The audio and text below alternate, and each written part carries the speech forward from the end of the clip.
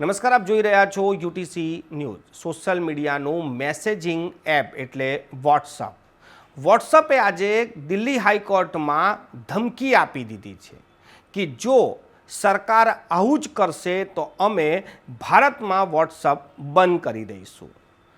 WhatsApp બંધ કરી દેવાની ચીમકી વોટ્સઅપે દિલ્હી હાઈકોર્ટમાં આપતાની સાથે જ આની પર ચર્ચા શરૂ થઈ ગઈ છે કે એવું તો શું થયું છે કે વોટ્સઅપ હવે ભારતમાં બંધ કરવાની ચીમકી આપી દીધી છે। આ સમગ્ર ઘટના પર નજર કરીએ તો ભારત સરકારે 2021માં નવું આઈટી એક્ટ બનાવ્યું છે।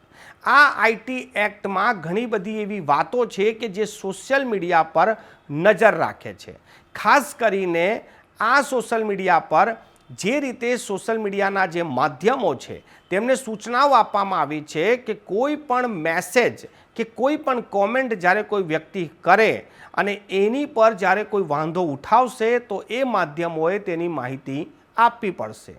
હવે વાત કરીએ વોટ્સઅપની તો વોટ્સઅપ પર જે રીતે લોકો મેસેજ કરતા હોય છે, ચર્ચાઓ કરતા હોય છે, ફોટો અને વિડીયોની આપ-લે કરતા હોય છે, ત્યારે વોટ્સઅપની એક પોલિસી છે કે મોકલનાર અને મેળવનાર સિવાય આ કોઈ જોઈ નથી શકતું કે કોઈ એને વાંચી નથી શકતું। પરંતુ સરકાર હવે એવી આશા રાખે છે કે જો કોઈ વિવાદાસ્પદ મેસેજ વાયરલ થાય તો આ મેસેજ સૌથી પહેલાં કોને કર્યો હતો તેની માહિતી વોટ્સઅપે સરકારને આપવી પડશે।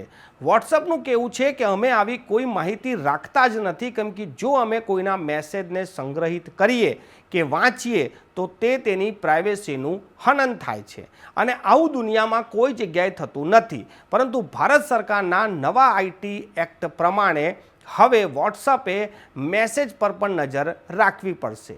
વોટ્સઅપનું કહેવું છે કે જો આવું અમે કરવા જઈએ તો અમારે ઘણા સમયનો ડેટા સંગ્રહિત કરવો પડે અને સરકાર કયો મેસેજ અમારાથી ક્યારે માંગી લે એ પણ નક્કી નથી। એટલે અમે કોઈ પણ જે ગ્રાહક છે જે વોટ્સઅપનો ઇસ્તેમાલ કરે છે અને એ મેસેજ મોકલે છે કે વિડીયો ફોટા મોકલે છે તો તેને અમે જોઈ ના શકીએ, તે અમે કોઈને આપી ના શકીએ। હવે આઈટી એક્ટ પ્રમાણે તો આપવું જ પડશે। એટલા માટે જ વોટ્સઅપે સ્પષ્ટ કર્યું છે કે સરકાર જો ખૂબ દબાણ લાવશે તો અમારે વોટ્સઅપ બંધ કરી દેવું પડશે।